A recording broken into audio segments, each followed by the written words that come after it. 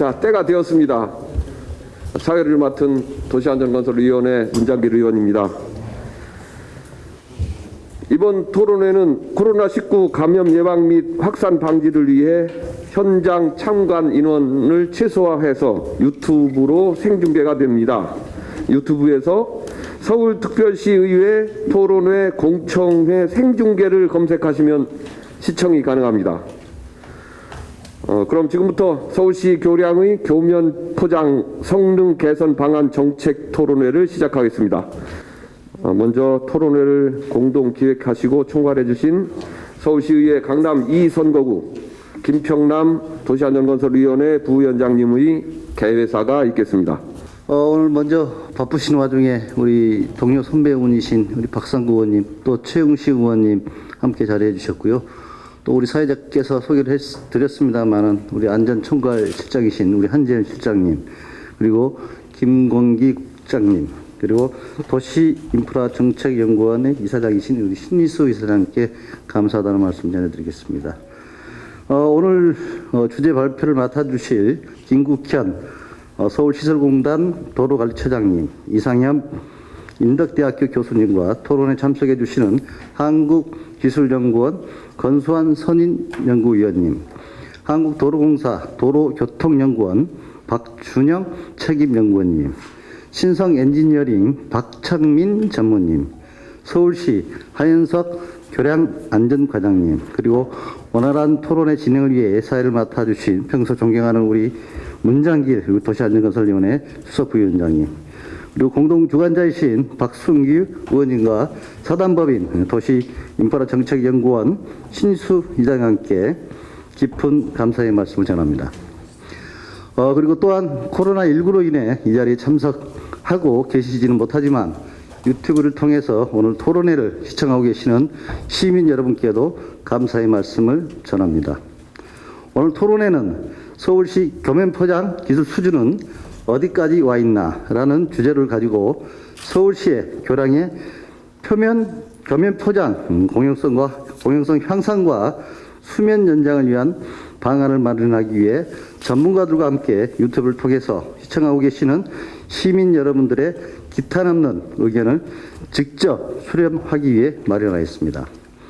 서울시는 현재 340개소의 총 198km에 이르는 한강 교량과 일반 교량, 그리고 고가 차도의 교면 포장을 관리하고 있습니다. 이는 서울에서 대전까지의 거리로 한순간이라도 관리를 소홀히 한다면 언제든지 대형 사고가 발생할 수 있는 매우 중요한 구조물입니다. 이에 서울시는 현재 교량의 안전을 위해 각 교량마다 일정 무게 이상의 차량에 대한 운행을 제한하고 있습니다만, 아이러니하게도 교량의 안전성을 높이기 위한 교면 포장 공사에서 121톤에 이르는 다수의 중장비가 좁은 교량에서 밀접하게 공사를 실시하고 있어서 안전성을 높이기 위한 공사 자체가 오히려 안전에 위협을 가하고 있는 현실입니다. 이러한 교면 포장 공사 개선을 위한 기술적 안정성 향상 방안과 구조물 공사에 대한 중장기적인 건설 장비 및 운영 및 관리 방안을 오늘 참석하신 전문가분들과 시민 여러분들의 열띤 토론을 통해서 심도 있는 논의가 이루어지기를 기대합니다. 제가 부위원장으로 활동하고 있는 도시안전건설위원회에서도 오늘 토론을 통해 도출된 결과를 통해서 보다 안전하고 교면 포장 공사가 이루어질 수 있도록 하는 한편, 교면 포장의 성능 역시 크게 개선될 수 있도록 정책과 예산의 측면에서 적극 노력하겠습니다. 다시 한번 오늘 토론회를 준비해 주시고 온라인과 오프라인으로 참석해 주신 모든 분들께 감사의 말씀을 전하며 항상 가정의 건강과 행복이 함께하기를 기원합니다. 감사합니다. 서울시의회 중구 제1선거구 출신 박순규 의원님의 개회사가 있겠습니다.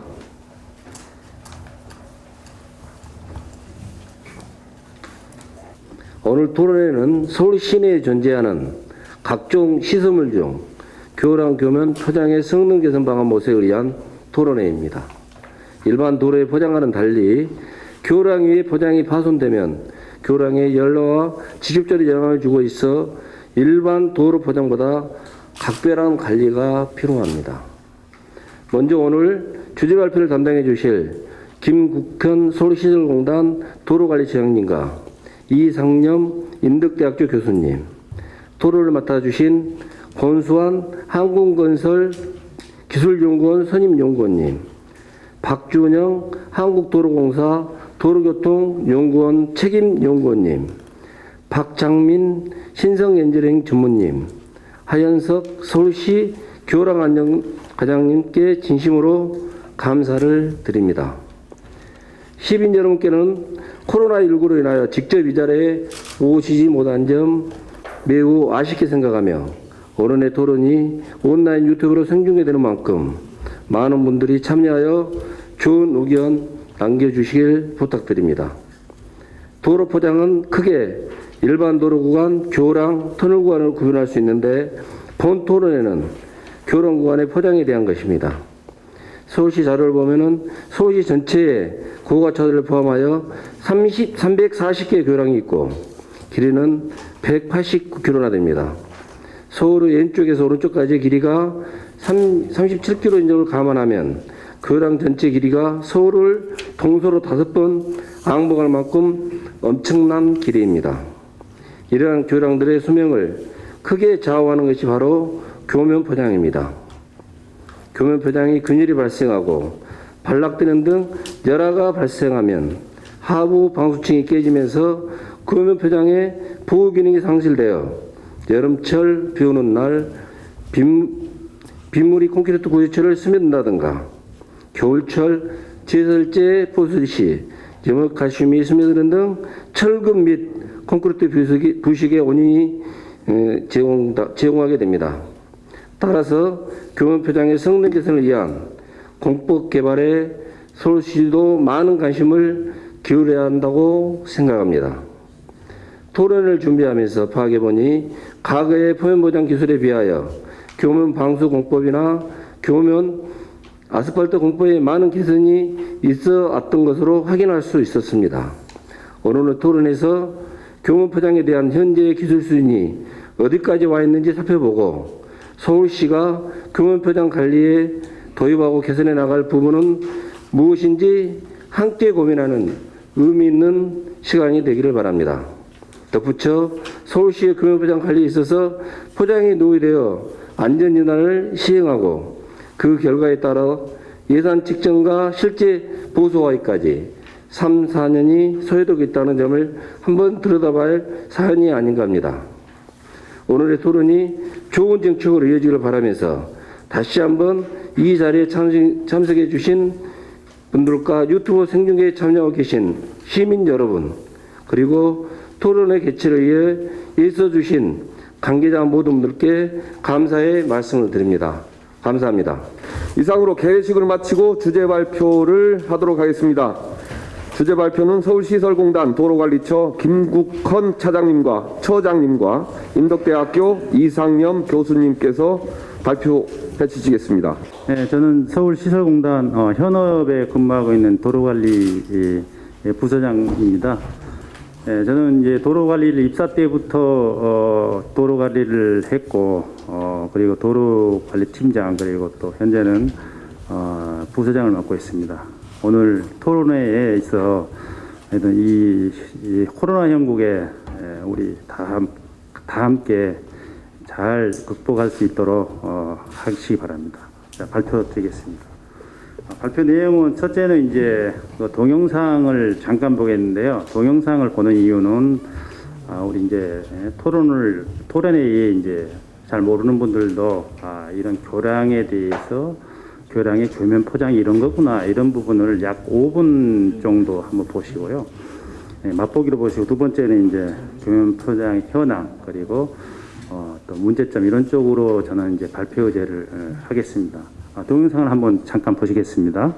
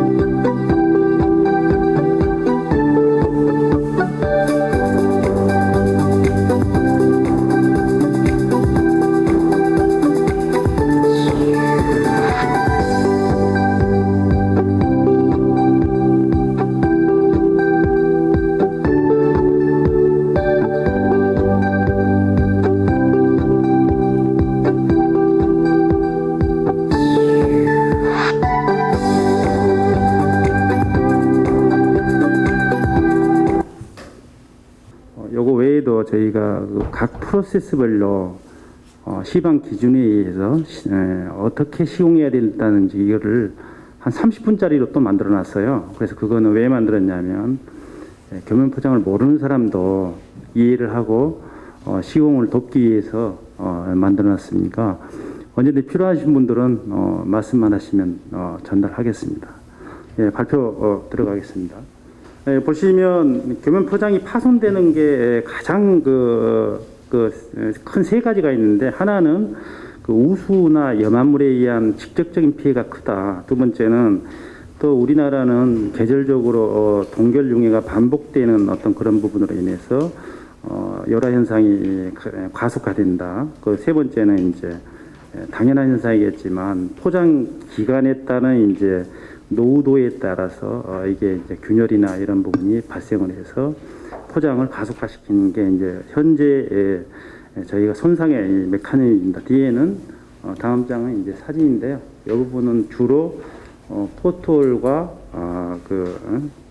이 밀림 균열, 소송인데요. 이런 부분으로 주로 이제 나타나고 있습니다. 이번 페이지는 이제 저희 그 포장공사는 주로 이제 토공부하고 교면부로 이렇게 이제 크게 나눠집니다. 토공부는 이제 서울 페이브먼트 인덱스라 해가지고 평가 지수에 의해서 이렇게 관리를 하고 있습니다. 그래서 조사를 거쳐서 포톨이 얼마나 발생을 하고 균열이 얼마가 발생됐느냐, 그리고 또 그로 인해서 민원이 얼만큼 들어오고 노후화가 얼만큼 진행됐느냐를 평가해서 요의 우선순위를 결정해서 예산을 집행을 하고 계량하는 게 토공부 포장이고요. 교면부 포장은 조금 틀립니다. 오늘 이제 의제 내용이 이제 교면 포장인데요. 교면 포장은 이 토공부 포장하고 조금 조사 방법이나 여러 가지 틀려서 교면부는 저희가 구조물에 속하기 때문에 교면부 포장이 그래서 정밀안전 진단이나 정밀안전 점검을 해서 그 결과에 의해서 포장 등급을 산정을 합니다. 이 포장 등급이라고 하면은 A등급부터 C등급까지 해서 이게 전체 면적의 손상 여부를 가지고 이 등급을 설정합니다. 쉽게 말해서 D등급 같은 경우는 교면 포장을 바로 시행해야 된다는 그런 결론에 이르겠습니다. 참고로 말씀드리면 서울시 전체의 그 교면 포장 부분의 지수는 대부분 C등급 정도로 유지를 되고 있습니다. 다음 페이지인데요. 그러면 이제 이 포장을 전면적으로 포장하느냐 이런 건 아닙니다. 포장 상태를 봐서 이게 이제 돈을 많이 들일 거냐 적게 들릴 거냐 그 차이인데, 상태가 양호하면은 상층부만 포소를 하고, 그리고 밑에 이제 구조물까지 어떤 그 누수나 어떤 이런 상태, 이런 상태까지 보아서 방수층이 파손이 됐다고 생각을 하면 이제 판단이 이제 조사 결과 되면은 이제 방수층하고 하부층, 상부층 이렇게 이제 포장을 하는 건데요.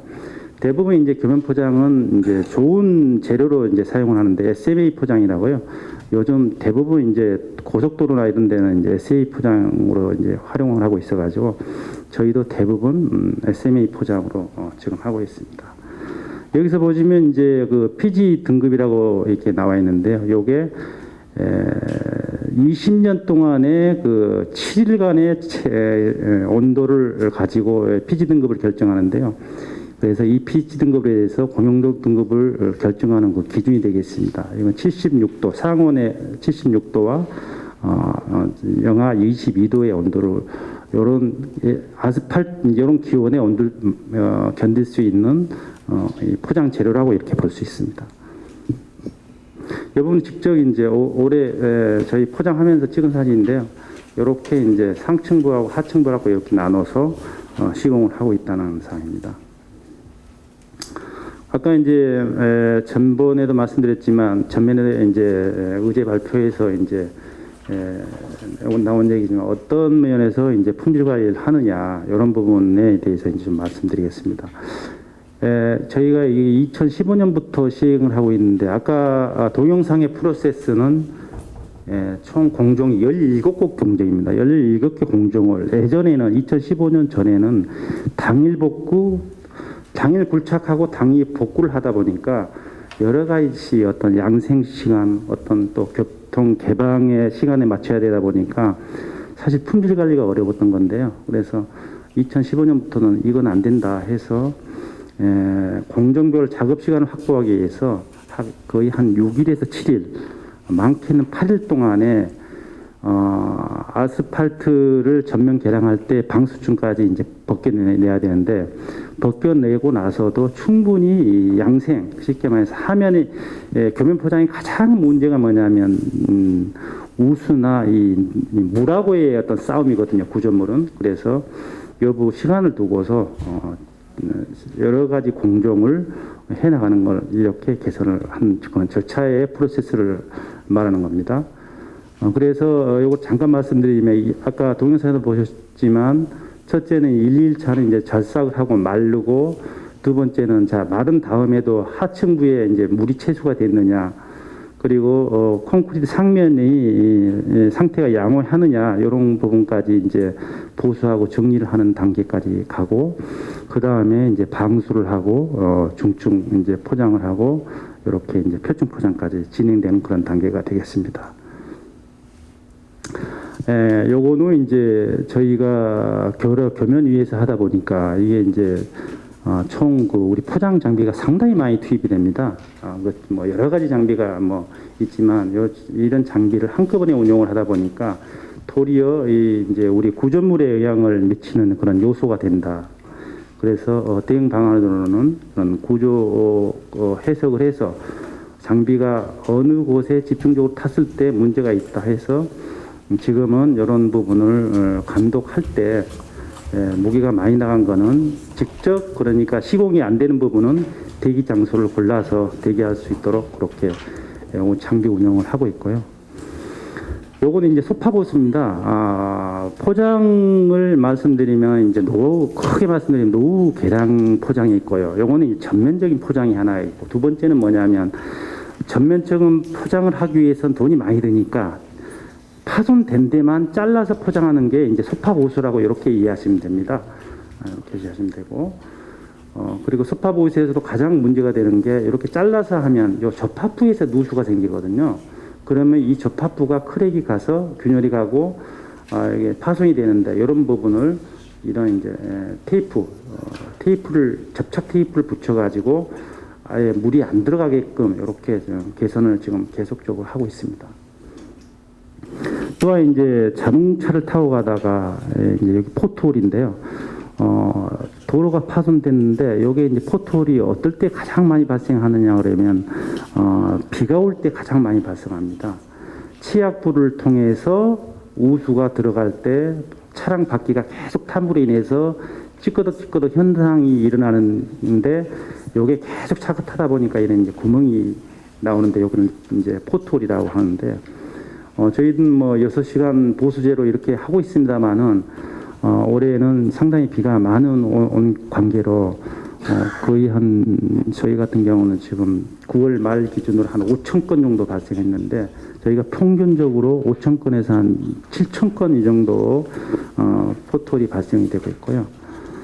그래서 요거를 해결하기 위해서 지금의 응급 보수제로는 한계가 있다.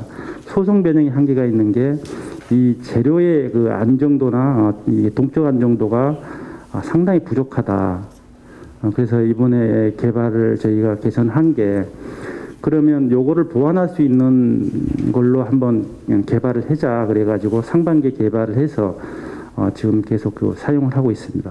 그래서 국토부나 KS 기준에 만족하고 그 강도를 충분히 발현할 수 있는 그런 응급 보수제를 개발하고 보수를 하다 보니까 이게 결국은 그 신재의 어떤 그런 형태로 품질 관리가 되고 있는 상황입니다. 지금까지 이제 유지 관리상의 이제 문제점을 크게 좀 말씀을 드리면 지금 저희가 아까 교면 포장의 문제점에 대한 부분을 얘기를 하면은 지금은 등급이 이렇게 설정을 하는데 이 등급이 아주 기준이 이렇게 모호하게 돼 있어요. 저희는 이제 어떻게 하냐면 요거를 포장을 할 때 사전에 여기 이제 포장 상층부에서 이렇게 이제 몰드를 떠서 포장 상태, 크랙의 상태, 그리고 방수의 상태, 또 구조물 열화의 상태까지 다 파악을 해서 하는데, 지금 그 안전진단시는 그 유관에 의한 점검이 하기 때문에 객관적인 판단이 부족하다. 그래서 저희가 요즘 지금 준비하고 있는 게 이런 부분을 국토교통부에 좀 기준을 마련을 해서 이런 부분을 좀 개선을 할 필요가 있다. 이런 부분하고요.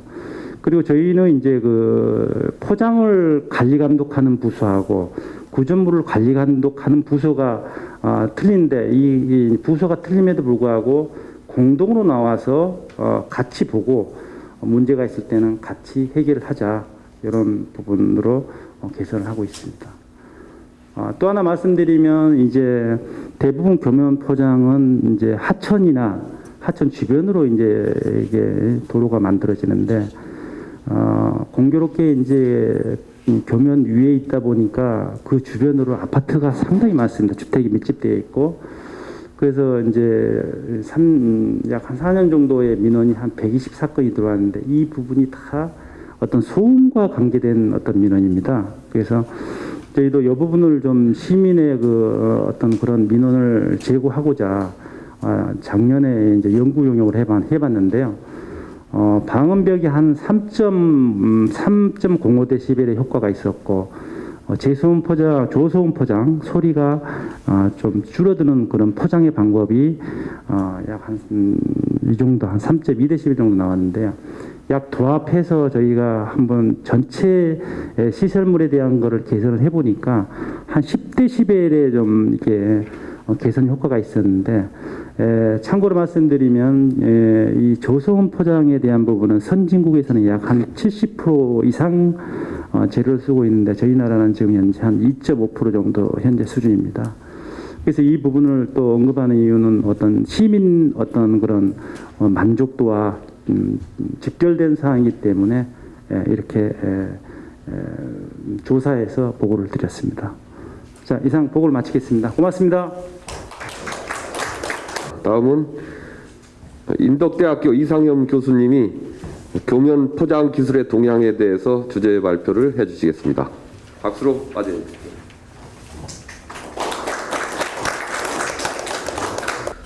제가 오늘 말씀드릴 내용은요, 일단 그 교면 포장의 어떤 파손이라든가 열화된 정도를 평가하는 기법을 좀 소개시켜 드리려고 합니다. 실제로 지금 아까 앞서서 우리 김욱헌 처장님께서 교면 포장의 그런 현황들에 대해서 좀 말씀을 해주셨는데, 저는 그 현황 이후에 그렇다고 그러면 어떻게 평가를 하고 어떤 기법을 적용해야지만이 지금 적정한 유지 보수가 되고 적정한 시기에 적정한 어떤 예산을 투자할 수 있고 그러한 기법의 기본이 될 수 있는 그 평가 기술과 기준 수립하는 내용들을 좀 말씀드려 보고자 합니다. 그래서 본 내용은 실제로 서울시 기술연구원에서 저희 도로학회하고 함께 연구를 진행하고 있는 내용의 일부를 발췌해서 조금 업데이트해서 얘기를 드리는 내용이고요. 그래서 그 내용들 일단 보시면서 말씀을 드려보도록 하겠습니다. 기술의 필요성과 기술이 어떤 게 있는지, 그럼 어떻게 해야 되는 게 좋은 건지, 그런 내용으로 말씀을 드려보도록 하겠습니다.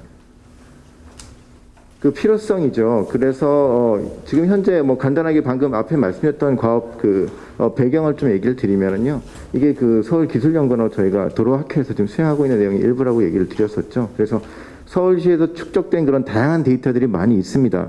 서울시에서도 굉장히 많은 노력을 기울이고 있기 때문에 이런 교면 포장과 또 구조물에 대한 그런 다양한 현황들, 그리고 파손 현황, 그 다음에 어떤 문제점에 대한 걸 수집을 굉장히 많이 했는데, 그 수집된 데이터를 어떻게 잘 활용하느냐, 그것도 굉장히 중요한 내용이거든요. 그래서 그 좋은 양질의 데이터를 가지고 저희가 실제 조사 데이터와 함께 섞어서라고 얘기 드린 게 맞겠죠. 함께 활용해서 이러한 어떤 교면 포장에 대한 적정한 유지 관리를 할 수 있도록, 예산을 투입할 수 있도록 합리적인 정량화된 지수를 제시해 주는 것, 이라고 하는 게 이 연구의 어떤 개념이라고 할 수 있을 거고요. 그래서 여기서 나온 내용들을 여러분들에게 좀 보여드리려고 하고 있습니다.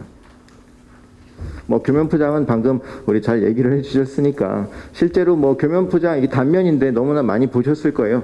이게 포장은 포장인데 토공부 위에 올린 게 아니라 구조물이라고 하는 위에 올렸기 때문에 토공부에 올린 것보다 더 많은 노력을 기울여야 되겠죠. 뭐 17가지, 20몇 가지의 그런 다양한 공정들이 있다고 얘기를 하셨었는데 그만큼 중요하고 또 이게 서로 상호 간에 같이 파손을 주고받는 그러한 구조물이다 보니까 이 그런 그 정확하게 파손 상태가 어느 정도인지 정량화하는 게 쉽지는 않다라고 우선 이 형태를 보면서 말씀드릴 수 있을 것 같습니다. 특히나 왜 그 교령 그 슬래브 안에는 이 철근이라는 것이 있기 때문에 뭐 아무리 시멘트 콘크리트가 강알칼리성으로 잘 피복을 했다 하더라도 그 철근 간에 그 철근의 그런 그 교면 포장에서의 그런 탄산 파손으로 인해서 탄산가스로 중성화가 되고 파손으로 인해서 염화물이 내려오고 뭐 그래서 이런 그 뭐라 그럴까요? 그 피복된 그 철근의 그런 부동태 상태들이 부동태 피막이 깨져 나가면서 또 이렇게 부식도 되고 그러다 보니까 서로 또 파손이 아래에서 위로 올라가고 이게 계속 주고받으면 점점 더 교량 상태가 열악화되고 이런 것들이 지금 현재 교면 포장의 단면과 함께 연관된 파손 현황이라고 얘기 드릴 수 있을 것 같습니다. 뭐 이런 것들은 많이 보셨으니까 기존의 토공부에 있는 파손 이외에 이 교량부만의 또 다른 그런 파손들이 있기 때문에 그래서 또 이런 어렵다라고 얘기 드릴 수 있을 것 같아요. 관리하는 것 자체가. 이 보시다시피 이게 공중에 떠 있다 보니까 구조물이라는 게 기후 영향에 또한 또 취약합니다. 교통 하중이란 거에 의한 영향을 받으면 되는데 공중에 있고 더 뜨거워지고 더 차가워지다 보니까 더 그런 이 직접적으로 노출되어 있다 보니까 기후 환경에 파손이 더 심화된다라고 생각할 수 있을 것 같아요. 위아래로 다 파손의 영향을 받으니까 그게 더 심한 속도가 더 열화 속도가 급속해지는 거고요. 게다가 또 물이라던가 이런 뭐 모든 그런 그 토목 구조물은 물과의 뭐 싸움이다라고 뭐 많이 아시겠지만 제일 중요한 그 물과의 또 이런 조건들이 또 이런 파손의 영향을 더 가속화시킨다 할 수 있겠죠. 그리고 그런데 그 현재는 그 진단한다라는 게 도로 토공부는 굉장히 진단 상태가 많이 업그레이드가 되어 있습니다. 도로관리과에서는 이 포장에 대한 그런 그 상태 진단과 그거에 대한 적정한 어떤 그 우리가 병을 진단하고 처방을 내리듯이 굉장히 그런 뭐 비타민 처방까지도요. 사전에 예방적인 처방까지도 굉장히 잘 돼 있다라고 한다면 교량은 아직까지 그 정도까지는 가지 않았다고 얘기 드릴 수 있을 것 같아요. 그래서 제가 여기서 제시드리는 내용들이 그런 어떤 그 뭐 비타민을 준다던가 아니면 적정하게 정확하게 꼭 집어서 아픈 데를 찍어주는 그런 내용들이라고 할 수 있을 거거든요. 그렇다 보면 보시다시피 이런 그 상태 진단이 좀 이렇게 많이 약간 뒤처져 있다 토공부보다는. 그래서 유관조사 위주로 많이 진행이 되어 왔었고요. 그리고 실제 정밀 진단, 정밀 점검이나 이런 걸 하더라도 유관으로 어떤 그 구조물 외관도라든가 포장 그 파손도를 그려서 이걸 정량화시키다 보니까 단계 거치면서 어떤 그런 부정확성이 여기서도 드러난다고 할 수 있겠죠. 또 그런 이 도로 포장 유지관리 기본 계획이라는 그 도로관리과에서 작성한 것에도 구조물 교면 포장에 대한 어떤 유지관리 지침 개발이 필요하다라는 게 그 잘 언급이 되어 있습니다. 거기에 이런 열화도에 따른 아까 말씀드렸던 적정한 처방약이라던가 아니면 예방적인 비타민이라던가 이런 것들에 대한 내 필요하다라는 게 잘 나와 있죠. 결국 우리가 그 품질 향상이라던가 장수명화를 위해서는 과학적이고 이런 체계화된 그러한 유지관리의 기준 개발이 절실하겠다라고 이제 얘기를 드릴 수 있겠습니다. 이게 그 제가 교면 포장에 대한 그런 현황도를 좀 받아서 찾아본 내용입니다. 보시다시피 아까 그 뭐 서울시 그 시설관리공단도 마찬가지지만 일반이 내유동성 미립도 표층이 제일 많이 사용되고 있고요. 기본적으로 한강 교량상이에요.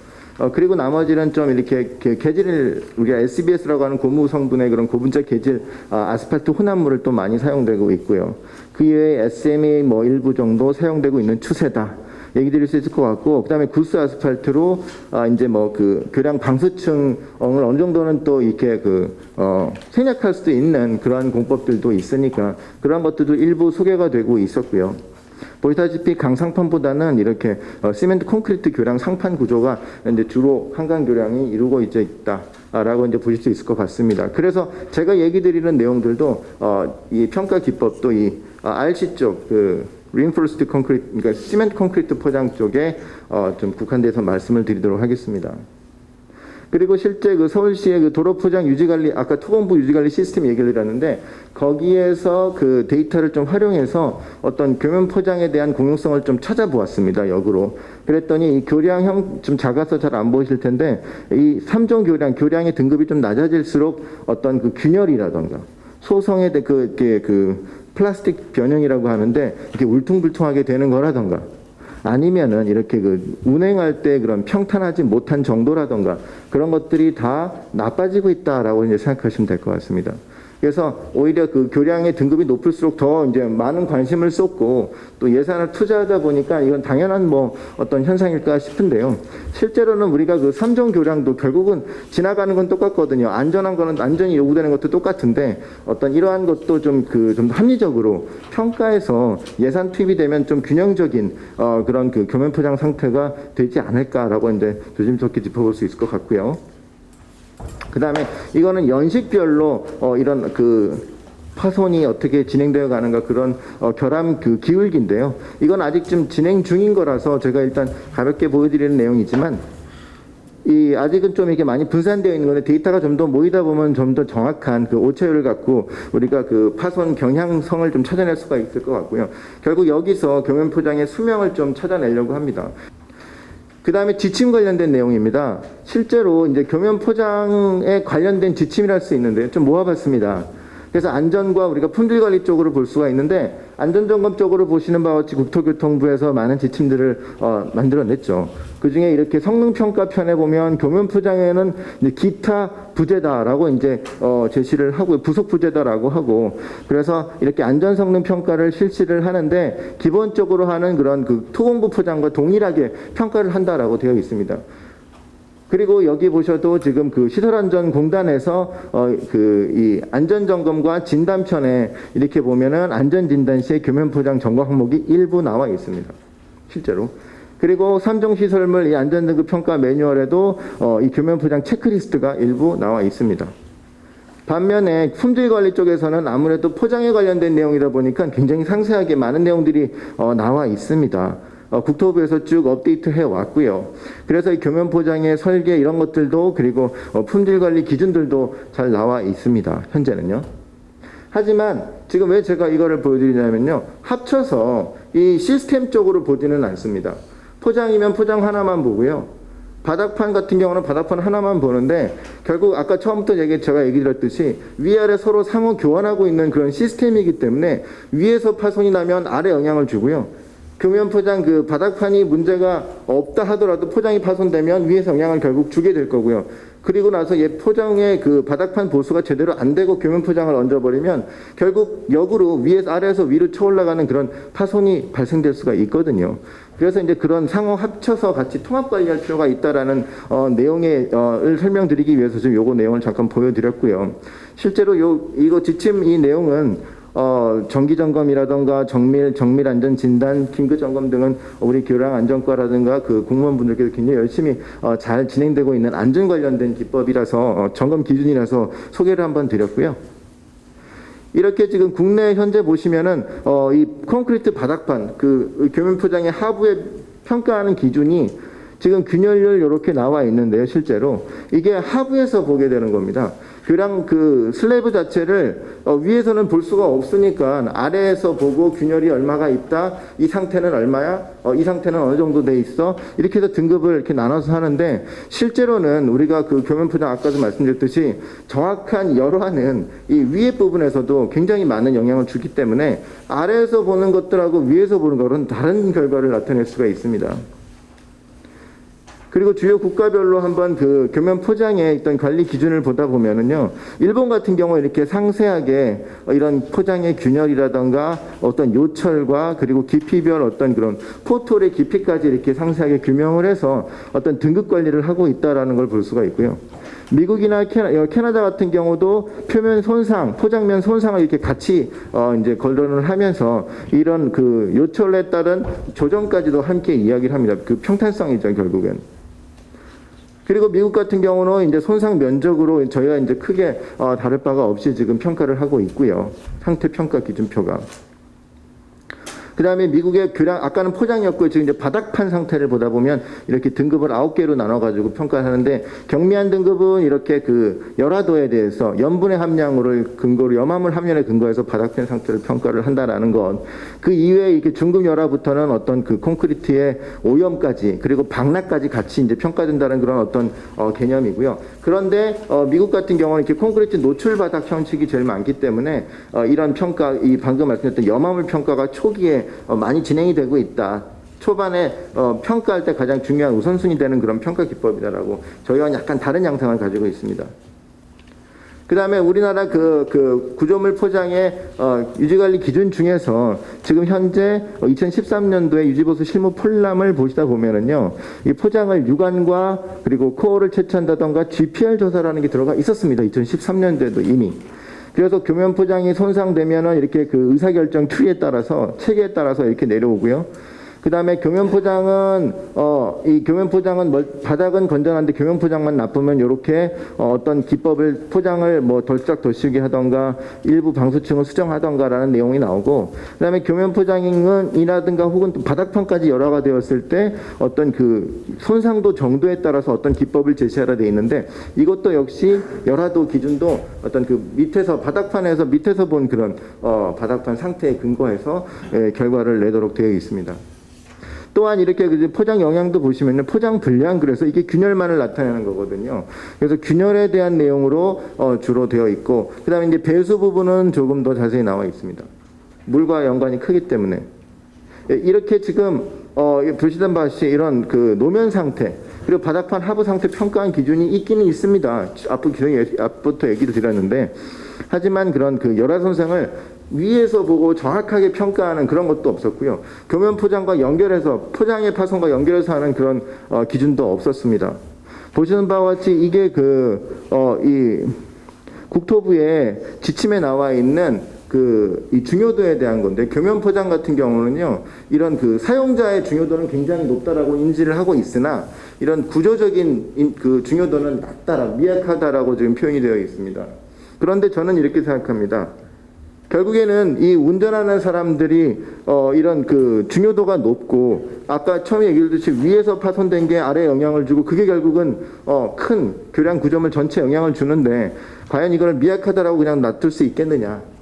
그래서 이런 초기에 미연에 방지하는 그런 것도 굉장히 중요하니까, 이런 미약 정도가 아니라 어떤 주기적인 관리를 해야 된다. 그런 이제 말씀을 드리고 싶어서 요거를 함께 보여드렸고요. 그래서 바닥판 상부의 열화 손상을 아까 말씀드렸던 그런 말씀드릴 그런 비파괴 점검 기술로 평가도 하고요. 그리고 정밀 안전 진단 절차에 반영할 수 있도록 지침 개선이 필요하지 않겠는가라는 걸 이렇게 그 교면 관련된 관리 기준을 쭉 훑어보면서 한번 정리할 수가 있었고요. 그 다음에 이제 측정 기술로 들어가서 얘기를 드릴 텐데요. 교면 포장 상태 조사 기법들입니다. 토공부에서 지금 쓰고 있는 그런 방법들을 교면 포장이니까 교량 위에 포장도 똑같이 평가를 할 수가 있습니다. 현재 우리나라에서 하고 있는 장비들입니다. 건기원에도 있는 건설기술연구원에도 있고요. 제일 오래전부터 건설기술연구원에서 도로 포장이라든가 교량에 대해서 많이 해오고 있었습니다. 그리고 지금 이 장비는 서울시에서 지금 연구를 통해서 진행하고 조사 분석하고 있는 장비고요. 그래서 포장 상태를 자동화한 그 어떤 이미지 분석 기법으로, 자동화된 기법으로 평가를 해서 정량화해서 수치를 내놓고 있습니다.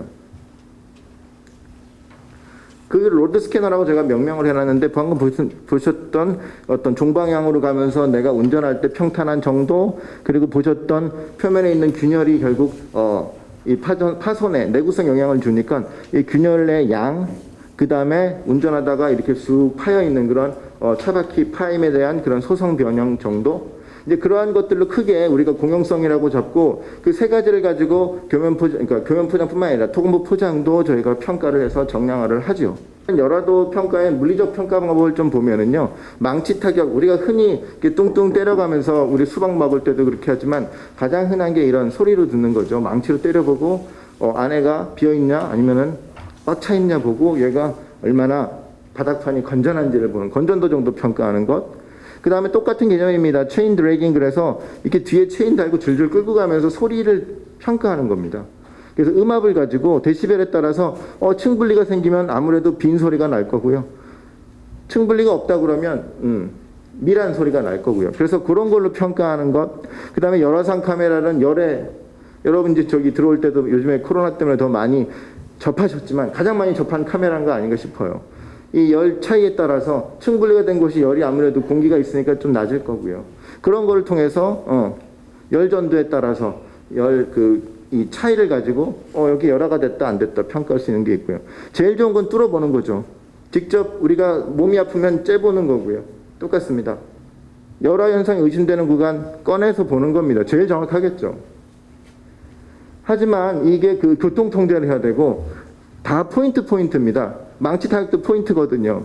연속적으로 전체 면을 다 하는 게 아닙니다. 우리가 교면 포장 열화는 전반부에 다 생기기 때문에 그 전체적 평가에서 하나로 봐야 되는 그런 기준이 필요한데 그러지 못하다라는 게 단점일 수가 있겠죠. 그래서 이렇게 이런 지표 투과 레이더 등을 이용해서 평가를 하고 있고요. 그러다 보면 지금 해외에서 많이 사용되는 기법들입니다. 충격 반향, 아까 그 망치로 때린다, 임팩트 에코 방법이라든가 대신 초음파로 쓴다든가 아니면 지금 여기 나오는 이 전기 관련된 거, 전류를 쏘아보내고 얘 흐름이 변하는 걸 본다라든가 아니면 적외선으로 본다라 이런 것들이 있습니다.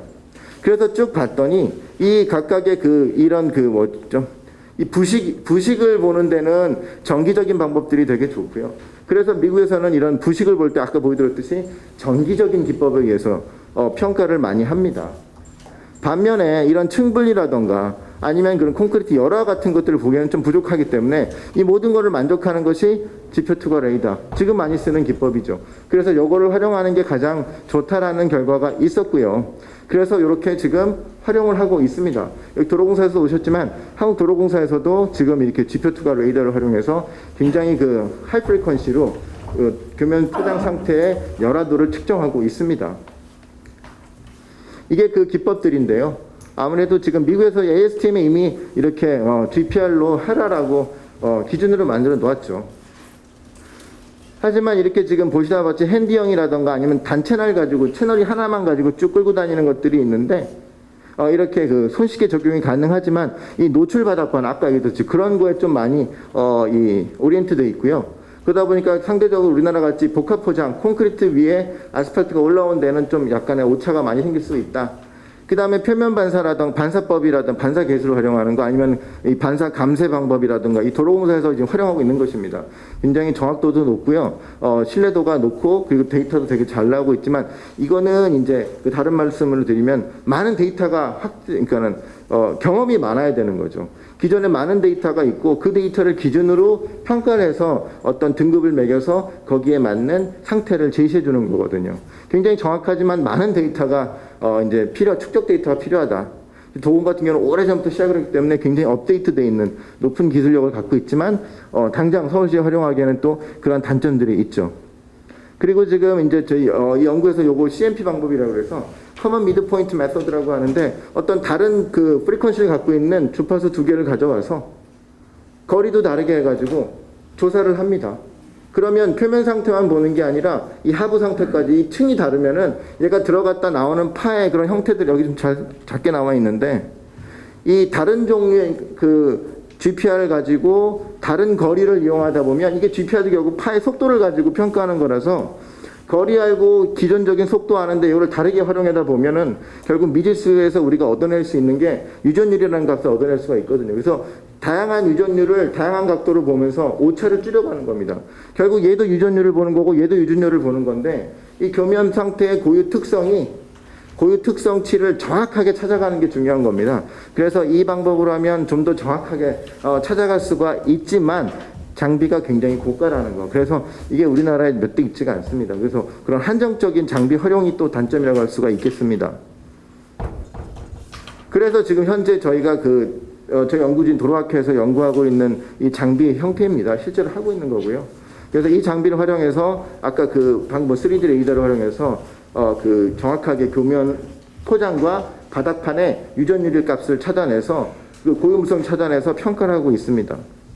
이게 그 방법이고요. 그래서 열화도를 측정해서 정확하게 상태가 어떠다라는 거를 아까 보시다시피 그냥 포인트로 가는 게 아니라 전면을 다 해서 3차원으로 다 뜯어볼 수가 있습니다. 그래서 3차원으로 평가를 하다 보니까 이렇게 나오게 되는 거죠. 실제로 붉게 나온 색들이 여러가 이제 심하다라고 우리가 소위 평가하는 방법들인데, 평가하는 구간들인데, 보시다시피 노면 영상과 그리고 이거 이제 바닥을 걷어낸 후입니다. 여기서부터는. 교면 포장 걷어낸 후에 이 열화도를 보면 이상하게 일치됨을 알 수가 있습니다. 그래서 사전에 조사한 결과와 걷어낸 후의 조사 결과가 유사하더라라는 지금 결과를 얻고 있고요. 그 다음에 또 추가적으로 우리가 국도에서도 한번 조사를 해보았습니다. 그랬더니 그 서천 과성교라는 곳인데요. 이렇게 이 조사를 했더니 보시다시피 열화구간이 없다라고 나왔거든요. 실제로 장비로. 그리고 제거를 해서 봤더니 열화구간이 일부 여기 끝부분에 조금 있는데 굉장히 미비했다. 그래서 3% 이하로 정확도가 굉장히 높아졌다라는 것도 저희가 얻어낼 수가 있었습니다. 그래서 지금 이 기법으로 활용을 했더니 굉장히 저희가 많이 정확도도 근접해 가고 있고요. 기술 수준도 빠르게 할 수 있으니까 이런 기존의 물리적 탐사 방법이나 이런 걸로 인해서 시간이 소요되는 것을 굉장히 줄일 수도 있고 정확도도 올라갈 수가 있고, 그걸 통해서 우리가 이거를 정확한 상태에 대한 정량화된 지수를 우리가 만들어내서 제시를 한다면 결국 유지관리를 위한 예산 투자라던가, 그리고 적정 유지보수 구간을 선정한다던가, 그런 것들을 고려할 때 어떤 투자 전략이라던가 의사결정 전략이 굉장히 좋은 값으로 활용될 것이라고 판단하고 있습니다. 뭐 시설물 종류는 이제 아까 얘기를 드렸었지만요. 이렇게 마지막 제언은 그래서 어떤 짧은, 너무 짧진 않지만 5년 주기에 최소한 그런 교면 포장이라든가 바닥판에 전수조사를 해야 되지 않는가라고 얘기를 드릴 수 있을 것 같습니다. 그래서 방금 같은 그런 어떤 선진화된 기법을 활용하면 신속하게 처리할 수도 있고요. 그리고 동일한 지속적인 조사 분석 결과를 통해서 데이터를 계속 쌓아갈 수 있으면서도요. 앞으로 서울시 기술이 세계적으로 제일 먼저 앞설 수 있지 않을까 생각하고 있습니다. 그리고 첨단 조사 기술을 통해서 이렇게 상태조사 분석 기술이 도입이 된다면은 아까 말씀드렸듯이 이런 서울시 교면 포장의 지금 저희 세미나의 목적이기도 하죠. 어떤 수명을 증대시킬 수 있는 기본적인 어떤 기술이 되지 않을까 이렇게 생각하고 있습니다. 네, 이상 제가 준비한 내용 여기까지고요. 좀 시간을 많이 끌긴 했는데 발표를 마치도록 하겠습니다. 감사합니다. 서울시 교량입 교면 포장 성능 개선 방안 정책 토론회 자장을 맡은 도시안전건설위원회 부위원장 김평남입니다. 바쁘신 가운데서도 오늘 서울의 교량의 교면 포장 성능 개선 방안 정책 토론회의 주제 발표와 토론을 위해 함께해 주신 전문가 여러분과 서울시의회 선배, 동료, 의원 여러분께 우선 감사드립니다. 아울러 정책 토론회를 유튜브 생중계로 시청 중이신 서울시민 여러분께도 진심으로 감사드립니다. 금번 토론회는 코로나19 감염 예방 및 확산 방지를 위해 현장 참관 없이 유튜브 라이브로 진행되고 있음을 다시 한번 말씀드립니다. 아무쪼록 오늘 정책 토론회가 내실 있게 진행되어서 시민의 안전과 생명을 보호하는 혁신적인 관리 개선 방안이 마련되기를 바랍니다. 오늘 토론회 진행에 앞서 잠시 안내 말씀드리겠습니다. 토론회는 먼저 발표한 김국현 처장님과 또 이상현 교수님의 발제에 대해 토론하는 방식으로 진행하고, 마지막으로 유튜브 시청자의 의견에 대한 답변 순으로 진행할 예정입니다. 첫 번째 토론 순서로 권수환 한국건설기술연구원 선임연구위원님 토론해 주시기 바랍니다. 우선 오늘 서울시의회에서 교면 포장에 대해서 이러한 세미나를 토론회를 개최하게 된 것에 대해서 진심으로 감사의 말씀을 드리고요. 시의원님들께서 이렇게 관심이 많이 있으시니까 서울시가 굉장히 많은 발전이 있으리라고 생각합니다. 그리고 오늘 발표한 내용 두 가지를 제가 잘 들었는데요. 굉장히 많이 놀랐습니다. 첫 번째 김국헌 서울시설관리공단 도로관리 차장님께서 발표하신 내용은 교면 포장 관리하기 위해서 기존에 다른 시도 같은데 비교해서 훨씬 더 업그레이드된 관리 방안을 하고 있는 걸 좀 알 수 있었었고요. 또 이상한 교수님께서 발표하신 교면 포장에 대한 기술, 특히 교면 포장에 대한 점검 평가하는 기법에 대해서 국내 평가 기법을 또 국내 여러 가지 다른 기관에서 하고 있는 것들을 비교해서 말씀하신 것은 굉장히 좋은 발표였다고 생각이 듭니다. 전반적으로 지금 토론에 대한 목적이 서울시의 교면 포장 기술이 어느 수준이냐라고 하는 것이 큰 주제인데요. 제가 포장 전문가로 봤을 때는 과거에 비해서 교면 포장에 대한 그 기법은 굉장히 많이 수준에 많이 올라와 있습니다. 다만 지금 오늘 발표하신 내용 일부분 나온 것처럼 교면 포장에 대한 설계, 시공, 유지관리 쪽에서 약간씩 좀 더 좀 보완할 필요성이 있지 않을까 하는 생각에서 제가 간단한 말씀을 올리도록 하겠습니다. 우선은 교면 포장 관련해서는 크게 저희가 관리하기 위해서 보게 되면 설계 기준, 그다음에 시공에 대한 품질 관리, 그다음에 유지 관리, 이 크게 세 축을 나눠놓고서는 봐야 되는데요. 예를 들어서 설계 기준 같은 경우는 전반적으로 저희가 교면 포장하게 되면 8cm 이렇게 생각하고 있습니다. 근데 과연 교면 포장 두께를 8cm를 해야 되는 것인지, 우리가 교면 포장이라고 하는 것은 사실은 자동차가 주행할 수 있을 정도의 포장 상태만 갖춰지면 되거든요. 거기에는 두께에 대한 건 사실 필요 없습니다. 그렇지만 과거부터 언제부터 누가 했는지 모르겠지만 8cm라고 하는 걸 하다 보니 새로운 굉장히 좋은 기법들이 많이 있음에도 불구하고 새로운 좋은 기법들이 제대로 도입되지 못하는 문제점이 있는 것 같고요. 또 시공 품질 관리에 있어서도 보면 시공 어떤 파손이 지금 여러 가지가 있는데 파손 원인에 대해서 우리가 알려면 시공할 당시에 시공이 어떻게 됐지, 언제 시공했지, 어떤 폭을 했지 라고 하는 기록이 있어야 됩니다. 근데 그런 것들이 제대로 지금 데이터베이스가 갖춰져 있지 못하니까 사실은 파손 원인 분석하는 데 있어서는 약간의 좀 한계가 있지 않냐라는 그런 문제점이 있는 것 같고요. 유지관리 같은 기법 같은 경우도 보게 되면 유지관리할 때 교량이라고 하는 것이 도로상에 있습니다.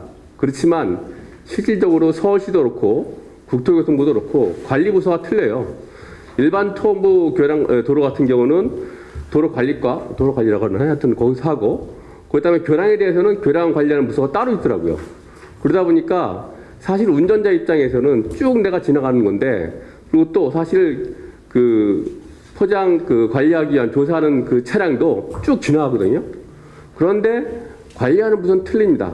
또 관리하는 부서 틀린 것뿐만 아니라 그에 따라서 관련 전문가도 틀려요. 아까 이상한 교수님 말씀하신 것처럼 교량 안전진단 하는 거는 교량 구조하시는 분들 중심으로 하는 거고요. 일반 도로 같은 경우는 포장 전문 하시는 분들이 거기에 관여를 하고 있습니다. 운영하는 데 있어서. 그러다 보니까 서로 이 교량 포장에 대해서는 교량 전문가분들이 관리하는데 포장 내용을 잘 모르다 보니 사실은 교량 안전진단을 매년 수행하고 있지만 포장에 대해서는 거의 관심이 없는 사실이고요. 그게 서울시만 그런 것이 아니라 국토교통부도 그런 사례가 좀 있어서 좀 문제점이 지금 되고 있는 현황입니다. 자, 그러면 이런 것들을 제가 지금 각각 분야별로 약간씩 문제점이 있다고 말씀드렸는데 그런 것들이 좀 개선했으면 좋겠는데요. 그런 걸 개선하기 위해서는 제 생각에는 제도적인 측면에 좀 더 있었으면 좋겠다는 건 먼저 드는데요. 제도적인 측면에서는 교면 포장, 그러니까 포장에 대한 품질관리 전문 조직이 좀 있었으면 좋겠다는 게 들고요. 왜냐하면 그런 전문 조직에서 사실 이런 새로운 공법에 대한 도입할 때 객관적인 평가를 해준다라든지 또 설계에 대한 것들도 제대로 된 것인지 좀 확인하는 검증 평가하는 그런 역할도 해야 되고, 또 품질 관리도 요즘 뭐 굉장히 그 IoT라든지 뭐 비파기 기법들 좋은 것도 많이 있거든요.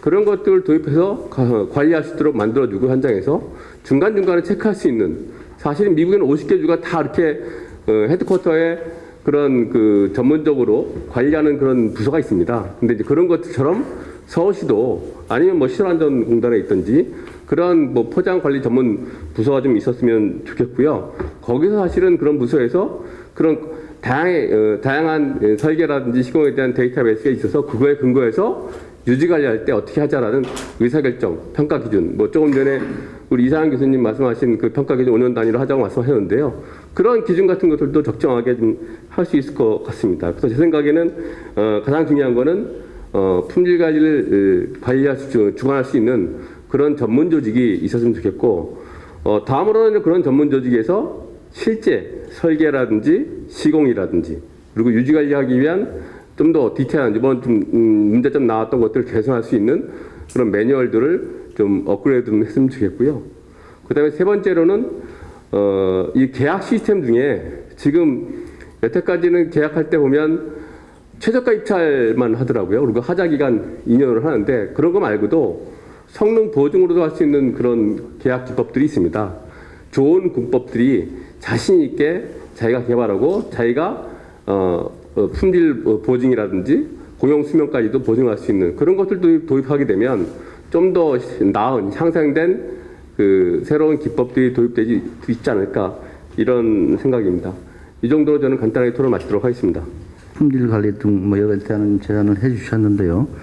또 하나 한편은 그 전문 조직이 필요하다는 말씀. 근데 제가 마지막으로 하면 좀 궁금한 점은 저희가 이제 최저가 부분이 항상 뭐 우리 경매 포장뿐만 아니라 여러 가지 공법이나 건설 기술 현장에서 도입이 되고 있는 건 사실입니다. 또 시대에 맞게 여러 가지 특정 공법이라든지 신기술이 많이 발전이 되어 있음에도 불구하고 최저가 입찰 때문에 그런 기술이나 공법들이 활용이 되지 못하고 있는 좀 아쉬움도 많이 있는데요. 좀 전에 말씀하신 것 중에 성능 보증이라 하면 그러면 이제 저희가 최저가가 아닌 적정 기준에 특허나 또 공법에 새로운 신기술에 맞는 기준의 금액을 제시했을 때 거기에 대한 성능 보증이라는 게 어디까지 보증을 해줄 수 있다는 뜻입니까? 포장은 한 2년을 하고 있습니다. 근데 실제 포장 수명은 일반 국도 같은 경우는 그 도로 포장 수명 한 10년 나오거든요. 아스팔트 포장이. 즉 새로운 군법을 제시한다 한다면 적어도 10년까지는 아니어도 한 7년 8년 이상 정도는 수명을 유지보수하지 않도록 즉 그렇게 7, 8년 이상을 보증을 해준다면 사실 관리기관 입장에서는 내가 더 쓰기를 안 하고 하기도 되고 또 거기에 신경 안 쓰는 관리 인원이 필요 없기 때문에 사실 초기 비용이 약간 더 들겠죠. 한 뭐 20% 정도 더 들 것 같은데 그거야 하고 실제 공용 수명을 7년 이상을 보증해 준다면 7년, 8년 아니면 10년까지 보증해 준다면 훨씬 더 관리자 입장에서는 시민의 예산을 훨씬 더 적게 쓸 수 있는 그런 기법이 아닐까 생각합니다. 예, 제안해 주신 우리 전문 조직 부분과 또 이 성능 보증 제도에 대한 부분들은 저희가 좀 심도있게 검토해서 우리 서울시장에 반영하도록 노력해 보도록 하겠습니다. 감사합니다. 다음은 우리 박준영 한국도로공사 도로교통연구원 책임연구원이시죠. 토론해 주시기 바랍니다. 네. 저에 대해서 간단히 소개를 드리면 저는 도로 포장을 연구하고 있고요. 그래서 최근에는 뭐 지금 아시다시피 저희 고속도로가 많이 노화돼 가지고 노후된 콘크리트 포장에다가 아스팔트를 더 시기는 계량 공법을 많이 지금 시공하고 지금 관리하고 있습니다. 그리고 저희가 또 그 고속도로에도 많은 교량이 있습니다. 그래서 교량에서도 일부 콘크리트가 많이 시공되어 있지만 기존에 시공되어 있던 아스팔트 포장도 지금 많이 이제 문제가 되어가지고 뭐 유지 보수를 대단히 하고 있고요. 그런 것들에 대한 어떤 평가하거나 연구 관련된 업무를 수행하고 있습니다. 그래서 제가 서울시 와가지고 이제 그 앞전에서 설명드렸던 발표하셨던 김국건 차장님하고 이상현 교수님이 그 발표하는 자료를 보고 저도 참 많이 놀랐습니다. 서울시에서도 그 어느 정도 수준의 그 교량 포장을 관리하고 있고 또 그 수준이 뭐 제가 처음에 준비하고 온 사항이 물색할 만큼 상당히 높은 수준으로 관리를 하고 계시더라고요. 그래서 뭐 제가 말씀드리는 거는 뭐 감히 말씀드릴 수 없는 정도로 이제 많이 관리를 하고 있는 걸로 느꼈고요. 제 같은 경우는 이제 뭐 일부 교문 포장에서 그 관리해야 되는 주요 사항들을 하고 그리고 고속도로에서는 어떻게 관리하고 있다는 걸 간단하게 설명드리고 제 그 발표를 마치겠습니다. 일단은 다 아시다시피 앞에서 이제 너무 그 김국호 차장님이 서울시 교면에 대한 어떤 설명 잘 해주셔서 대부분이 이제 뭐 아시는 바가 같은데 리마인드하는 차원에서 제가 또 간단하게 설명을 드리면 일단은 교문 포장은 가장 중요한 것은 물이 들어가지 말아야 됩니다. 뭐 아시다시피 이 물이 들어감으로 인해서 생기는 하부 열화도와 그리고 또 아스팔트가 그로 인해서 생기는 뭐 포토를 많이 생기고 이렇기 때문에 차수에 대한 어떤 깊은 저희도 고민하고 있고요. 그 보다 품질 관리라든가 기준에 대해서 좀 더 이제 명확한 어떤 그 가이드라인이 만들어져야 된다고 생각이 하고요. 저희 같은 경우에는 이런 차수를 위해서는 중간에 어떤 그 뭐 방수층을 쓰기도 하지만 방수층뿐만 아니라 여러 가지 이제 뭐 시공상에서 뭐 그 분리 시공한다거나 아니면 연속 그 시공 조인트, 그러니까 콜드 조인트가 안 생기게 연속으로 시공한다거나 이런 어떤 방법들을 저희 뭐 나름대로 기준을 갖고 시공하고 있고요. 그리고 또 하나는 그 서울시에서 대부분 이제 그 야간 공사를 많이 하는 걸로 알고 있습니다. 저희도 뭐 도심부 인근에는 야간 공사를 많이 하고 있는데요. 이럴 때 저희도 좀 놓치는 부분들은 기존에 이제 뭐 건전하다고 생각했던 교량을 이제 공사하는 과정에서 여러부가 많이 상당히 발견됩니다. 근데 이런 것들이 야간에 하다 보니까 또 뭐 이제 잘 보이지도 않고 하다 보면 그냥 덮고 시공되는 경우가 많습니다. 근데 저희 같은 경우도 뭐 뒤에 나서 저희가 이제 첨언을 하겠지만 그 GPR이라고 하는 그런 어떤 장비를 그 GPO 투과 레이더라고 하는 그 장비를 이용해서 사전에 하부 그 콘크리트의 열화도를 충분히 이제 조사를 하고 평가한 다음에 그것에 대한 어떤 보수를 철저히 한다는 설계를 하고 이제 시공을 하거든요. 그래서 그런 어떤 그 하부 열화도에 대한 보수를 충분히 하고 건전한 데에다가 교면 포장을 해야지 아까 군산 박사님 말씀하신 것처럼 10년의 어떤 교면 포장이 유지되는 반면에 그렇지 않고 아주 좋은 제품이라든가 공법을 적용해도 하부 콘크리트 상판이 상당히 열화가 돼 있으면 아마 수명은 훨씬 더 짧아질 겁니다. 그래서 그런 어떤 기존의 하부에 있는 콘크리트를 충분히 제거하거나 보수를 한 후에 시공을 해야 한다는 그런 상황을 말씀드리고요. 또 한 가지는 그 저희가 이제 부착을 얘기합니다. 그러니까 어떤 그 이질된 재료죠. 콘크리트에다가 아스팔트를 시공하게 되는데 뭐 기본적으로 평창 개수는 비슷하다고 하지만 얘가 이제 부착해서 거동하는 거와 이제 분리해서 거동하는 건 완전히 다른 공용성을 내거든요. 그래서 저희는 기본적으로 부착으로 해서 설계를 하고 부착으로 인해서 이제 공용성을 이제 담보할 수 있는데 그런 부착이 부족한 것들이 이제 상당히 교량이 파손이 일찍 옵니다. 그래서 저희는 이제 부착 강도라고 하는 것을 어떤 기본 그 평가 항목으로 넣고 있는데 이런 부착을 유지하기 위해서는 기존에 이제 방수층들이 대부분 이제 콘크리트와 아스팔트의 사이에 들어가게 되고 그 방수층이 콘크리트와 부착이 안 되는 경우가 상당히 많습니다. 그래서 그런 현상 때문에 아까 뭐 그 김부차장님이 말씀하신 것처럼 그 파손의 포토리나든가 이런 것들이 다 이제 부착이 문제도 연관이 돼 있거든요. 그래서 부착이 이제 중요하고 저희는 그러면 어떻게 하고 있냐 보면 저도 이제 부착 강도 평가를 많이 다녀봤지만 실제로 부착은 이제 기존의 콘크리트가 어떤 그 새로운 아스팔트와 부착이 되려면 일단 이물질이 없어야 됩니다. 근데 대부분 이제 그 아스팔트를 제거할 때 그 수분을 이용하기도 하고 이제 먼지들이 이물질이 상당히 많이 생기게 되는데 이러한 이물질을 충분히 제거하는 방법으로는 저희는 이제 뭐 슈플라스틱이라든가 이런 어떤 표면에 아주 그냥 단순히 물청소를 하면 되는 게 아니고 표면에 어떤 얇은 몰탈 조직들을 다 제거하고 그 위에 이제 아스팔트에 뭐 유제라든가 방수층을 충분히 이제 부착을 잘 된다면 그 성능은 제가 알기로도 한 10년 이상 가는 걸로 알고 있습니다. 그런 부착에 대한 어떤 평가 방법이라든가 시공 방법에 대해서는 좀 그 충분히 검토를 해가지고 시공해야 될 것 같다고 판단이 됩니다.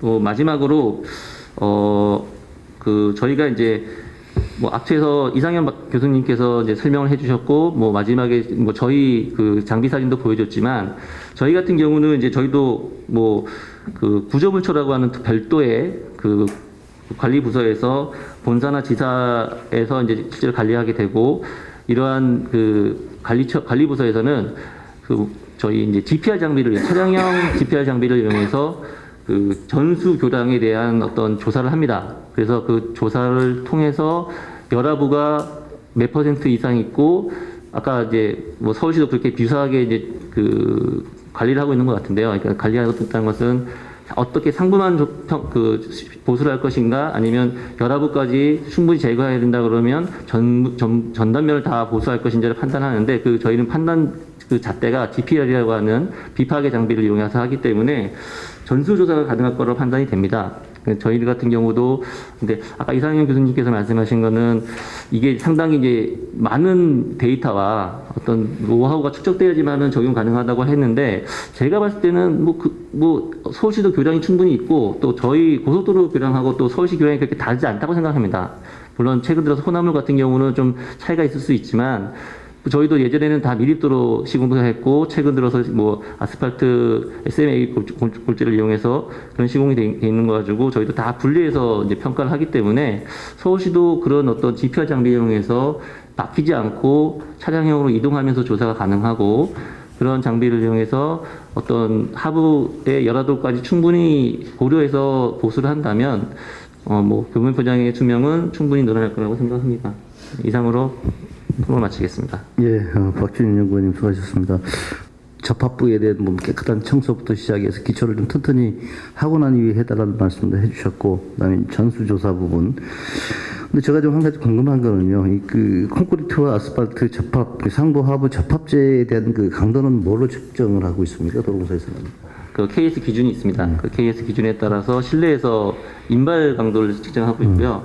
또 현장에서도 저희가 그 현장 평가를 하긴 하는데요. 이거 같은 경우는 이제 아스팔트가 자체가 이제 온도에 따라서 그 어떤 부착 성능이 다르기 때문에 현장에서 코알 추집해서 이제 어떤 일정한 온도에서 측정하게 되어 있습니다. 그래서 현장에서는 그렇게 해서 뭐 지적 인장이죠. 그러니까 실제로 콘크리트 아스팔트를 떼가지고 이렇게 땡겨가지고 떼서 생기는 그 강도를 이용해서 기준값으로 활용하고 평가하고 있습니다. 지금 고속도로 같은 경우는 뭐 라테송법을 좀 사용하고 있습니까? 아니면 대부분 2000년부터 시작해서 2010년도에 대부분 이제 콘크리트 계열의 교면 포장을 많이 사용하고 있는데요. 물론 내구성이라든가 이제 뭐 여러 가지 이유 때문에 선택해서 사용하고 있지만 어쩔 수 없이 지금도 아스팔트 포장을 이제 선택해야 될 설계 당시에 선택해야 될 부분들이 뭐 그 강교 교량이라든가 이런 경우가 많이 있기 때문에 뭐 콘크리트계 교면도 나름대로 활용하고 있고요. 아스팔트도 많이 지금 사용하고 있는 상태입니다. 그 저희가 이제 콘크리트 같은 경우는 최근 들어서 내구성이라든가 여러 가지 문제 때문에 또 강도를 올렸습니다. 뭐 아까 제가 말씀드렸지만 노출 교면 포장 같은 경우도 35메가파스칼 강도로 상향 조정해서 지금 관리하고 있고요. 그래서 계속 강도하고 내구성에 대해서는 저희는 좀 다른 어떤 지자체라든가 국도에 비해서는 높게 관리하고 있는 수준입니다. 저도 이제 그와 관련해서 좀 나름의 좀 파악을 해서 여쭤봤던 것이고, 제가 알기로도 고속도로 유턴을 따지면 7,350뉴턴 이상의 강도를 유지하는 걸로 알고 있는데요. 우리 하인석 과장님, 우리 서울시 같은 경우는 지금 그 강도를 얼마 정도까지 지금 기준을 정하고 있죠? 그 LMC라고 하는 포장은 본도로공사와 같은 수준으로 관리를 하고 있고요. 일반 아스팔트는 이제 강도보다는 아스팔트 콘크리트의 밀도를 위주로 관리를 하고 있습니다. 저 기준이 이제 2015년 기준이 있던 걸로 알고 있는데 그 이후에 국토부에서 최근에 이제 교량이나 일반 아스팔트 포장 시공 설계 및 시공 지침이라는 것을 이제 만들어서 배포를 했고요. 이제 저희가 이제 보통 포장을 할 때는 그 지침에 의해서 시행하도록 이렇게 되어 있습니다. 이 특성상 지금 이제 일반인들도 보고 있기 때문에 좀 먼저 사전에 드려야 될 게, 현재 논의되고 있는 포장은 연성 포장입니다. 아스팔트. 근데 그거 말고도 또 다른 콘크리트 계열의 교면 포장이 있습니다. 그 노출 바닥판이나 그다음에 LMC나 이런 고성능 바닥판이 있는데, 얘네들은 방금 말한 포장 파손도 적고 방수층도 필요하지가 않습니다. 근데 도심지에서 쓸 수 없는 이유가 얘네들이 소음의 문제들이 있습니다. 그렇기 때문에 저희가 제약 조건 때문에 못 쓰는 거지, 시내 도로의 포장 파손율이 심한 건 아닙니다. 그러니까 그 엔지니어가 저희가 고민하고 있는 게 그겁니다. 소음 쪽에 무게를 둘 거냐, 아니면 유지보수나 공사비 쪽에 무게 둘 거냐. 그러고 현재 서울시 쪽은 민원하고 이런 것들, 시민들의 편의가 중요하기 때문에 지금 도심지 내에서는 대부분이 연성 포장으로 가고 있습니다. 그리고 연성 포장에서는 이제 지금 말씀하신 대로 저희가 아스팔트 계열, 그러니까 그 시내에 있는 그 포장재를 이용을 하는 그런 공법들을 저희가 쓰고 있는데요. 이 연성 포장의 문제가, 연성은 그 도로를 보시면 조그마한 알갱이들로 이루어져 있습니다. 이 틈으로 이용해서 그 제설제나 그다음에 우수가 필연적으로 밑으로 스며들 수밖에 없는 포장입니다. 그렇기 때문에 저희가 그 밑에 일종의 방수층을 둬서 저희 교량에 스며드는 걸 방어하고 양쪽에 도로 측대를 이용해서 배수하는 그런 시스템을 현재 적용을 하고 있고요. 그다음에 필연적으로 그러다 보니까 이 스며든 침투소에 의해서 포장 파손은 일어날 수밖에 없습니다. 그래서 그걸 현재 이제 저희가 설계 단계에서부터 저희도 개선하고자 하는 게, 옛날에는 일반 아스팔트를 썼다면 지금은 계질제나 이런 것들을 적극적으로 써서 포장에 강성하고 그다음에 밀도를 향상시키는 그런 방안을 써서 들어오는 침투수가 최소화할 수 있는 포장 재료를 가는 거고요. 또 하나는 일단 포장층 내로 들어온 침투수는 빨리 배수하는 게 맞습니다. 그래서 저희 지금 첫 번째 발표 보실 때도 도로 갓길을 따라서 저희가 유공간을 현재 설치를 해서 그 유공간을 따라서 포장층 내에 있는 물을 배수를 하고 있는데요. 이제 만약에 서울시에서 좀 더 적극적으로 나가려면 어디든지 다 유공간은 외측에만 설치하는데, 아니면 도로 일정 간격으로 추가로 한번 시험 시공을 하거나 이런 방안도 모색해 볼 수가 있다고 생각을 합니다. 그다음에 마지막으로 또 하나는 이 침투된 물이 이 교량 상판으로 가서 상판에 보시면, 상판에 침투되면 이제 철근이 부식이 되면서 열화가 돼서 구조적인 발생을 합니다. 이걸 막기 위해서 저희가 방수층을 시공을 하고 있고요. 옛날에 지금 현재 대부분 서울시에서 되는 것은 교량에 따라서 틀린데, 침투식이든 시트식이든 그다음에 도막식이든 일반 한 겹짜리 방수를 많이 썼습니다. 근데 요새는 이제 이 보수 용이성하고 그다음에 내구성을 고려해서 두 가지 공법이 혼용된 이런 공법, 그러니까 방수 성능을 계속 개선하는 그런 것들을 하고 있습니다. 그다음에 조금 전에도 방금 이야기됐던 마지막으로 이제 이게 들어왔을 때 구조물에 치명적인 문제가 생기면 안 되는데, 현재 도심지에서는 갈수록 제설제를 왜냐하면 겨울에 차량통을 빨리 해야 되기 때문에 제설제 쓰는 경향이 늘어나고 있습니다. 그래서 2012년에서 15년에 저희가 한계상태 설계법이 들어오면서 저희 설계 기준에 내구성 편이 들어왔고요. 그때 제설제나 이런 것들을 고려해서 바닥판 강도가 상향 조정됐습니다. 그래서 그 전에는 저희가 27메가파스칼을 쓰던 바닥판이 현재 15년 이후에 설계되고 앞으로 공사가 진행될 것들은 35메가파스칼을 쓰게 됩니다. 고강도를 쓰게 되면 그만큼 물이 덜 콘크리트에 들어오기 때문에 열화나 이런 것들 측면은 유리한 측면이 있습니다. 그래서 현재 이제 갈수록 저희가 이런 노력들을 하고 있는데, 문제는 서울시는 굉장히 많은 교량이 있기 때문에 기존 기준대로 설계되고 시공된 그런 교량들, 그러니까 일반 아스팔트의 단일 방수층 이런 것들에 대해서는 이제 좀 더 현재 개선된 그런 포장이나 방수 쪽으로 좀 개선하는 그런 방안도 좀 생각해 볼 필요가 있을 것 같습니다.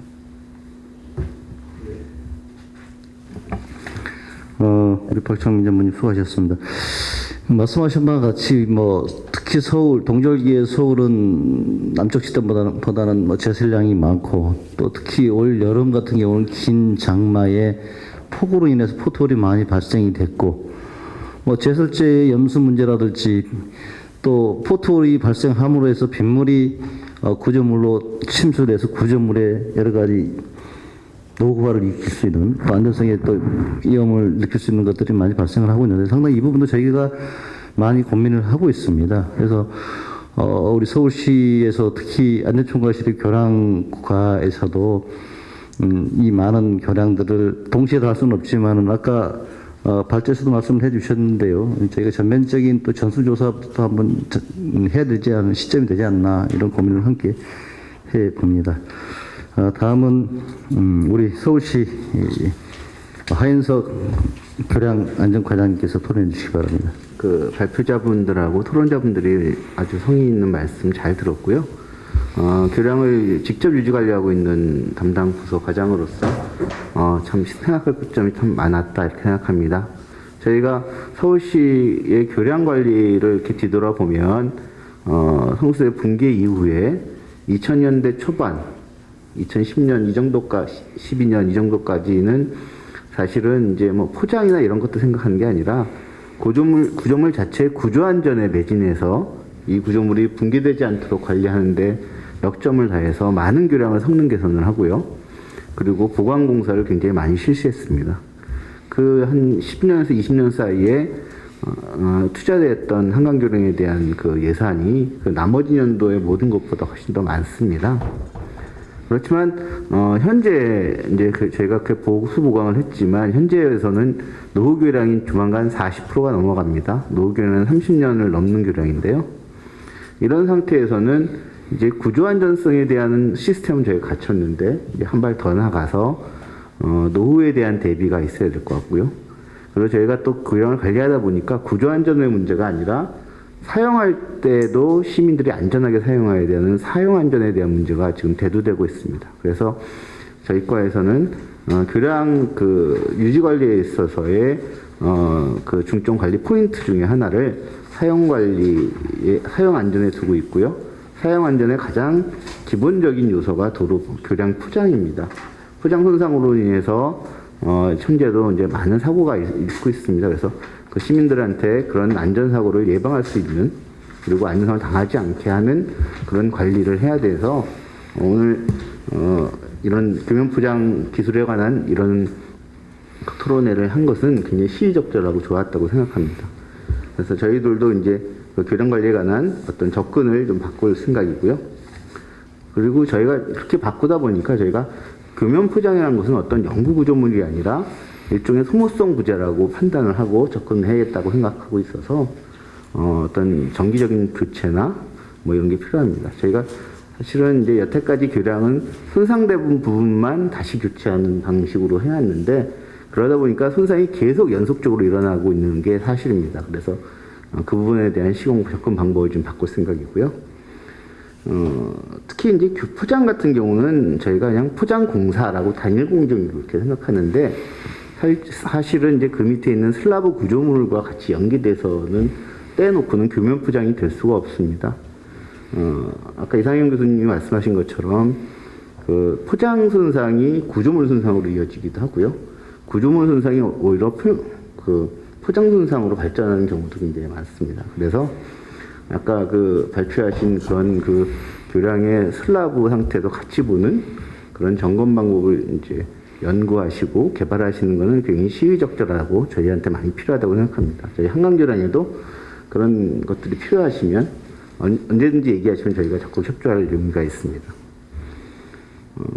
마지막으로 저희가 이제 사용 안전에 가서는 응급복구 얘기가 자꾸 나오는데요. 저희가 이번 그 우기 시에 어떤 교량은 8번을 연속적으로 매일 보수를 했음에도 불구하고 손상이 계속 발생합니다. 응급복구는 한계가 있고요. 그 다음에 항구복구하자니 예산 수준이나 이런 데 시간이 굉장히 많이 걸려서 저희 과에서는 임시복구라는 약간 수명이나 퀄리티는 좀 떨어지지만 한 몇 년 정도 쓸 수 있어서 그 다음 항구복구할 수 있을 때까지 관리할 수 있는 그런 그 복구 단계를 만들어서 좀 적용해서 저희가 포톨이 재발되거나 하는 일을 막도록 노력하고 있습니다. 끝으로 저희 과에서도 오늘 참 많이 배웠고요.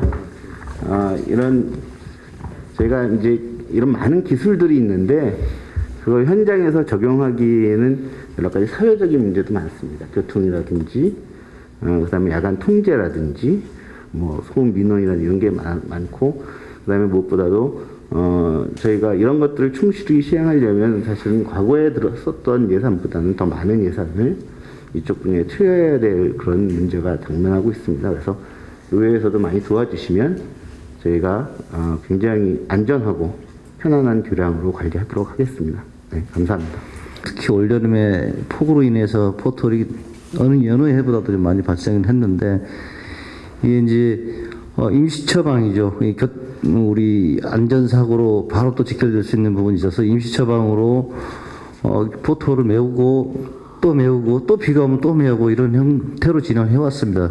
한 지역이 아닌 한강 교량이 또는 일반 교량이 고가에 여기저기서 포토를 발생되다 보니까 그것을 성능이 좋은 질이 좋은 포토를 공사를 해서 포토를 메울 수 있는 그런 방법에는 임시 방편으로 사용할 수밖에 없는 또 한계성도 있어 왔고요. 그래서 전반적인 우리 도시안전건설위원회에서도 포장재에 관한 앞으로에 대한 그 서울시의 고민들을 우리 서울시 교량안전과뿐만 아니라 또 도로관리과 아까 우리 권수환 토론자께서 말씀해 주셨지만은 도로 따로 또 뭐 교량 따로 뭐 이런 지적을 해주셨어요. 근데 이제 저희가 그 관리상은 또 그렇게 나눌 수밖에 없지만 또 기술이라든지 또 관리 측면에서는 포장재 관리 측면에서 또 같이 해서도 할 수 있다는 부분도 공감을 합니다. 그래서 오늘 제안해 주셨던 여러 가지 제안 내용들을 좀 잘 합해서 좋은 우리 시정에 반영을 하도록 할 거고요. 또 하현석 과장께서 마지막으로 말씀하신 내용 중에 하나는 선제적이라는 겁니다. 저희가 교량 사고는 일어나면 대형 사고로 일어나기 때문에 균열이 일반 균열 물론 등급을 저희가 정밀안전 진단이나 안전 점검을 받아서 C 또는 D 등급이 나와야지만이 공사를 할 수 있다 치지만 C 등급이라도 그게 좀 D 등급까지 가고 난 이후에 오히려 또 비용이 더 많이 발생될 수도 있는 부분도 있고요. 또 그로 인해서 생각지 못한 불의 사고가 또 발생할 수도 있고요. 그런 차원에서는 우리 서울시도 집행부도 또 우리 의회도 선제적으로 안전사고를 대응하는 그런 자세로 시책을 추진하도록 하겠다는 말씀드리도록 하겠습니다. 그리고 지금까지 발제와 토론을 진행해 주신 우리 토론자 여러분께 모두 수고하셨다는 말씀을 드리고요. 혹시 발제자나 토론자분들 중에서 추가로 토론하실 사항이 계십니까? 네, 그러시면 다음은 유튜브로 시청 중이신 우리 시민들의 질의와 의견을 듣는 시간을 갖도록 하겠습니다. 시간 관계상 시민들의 의견은 두 분의 의견에 대해서 질의 답변하는 시간을 갖겠습니다. 먼저 지금 온라인으로 올라온 것 중에요. 제가 좀 골라서 말씀드리겠습니다.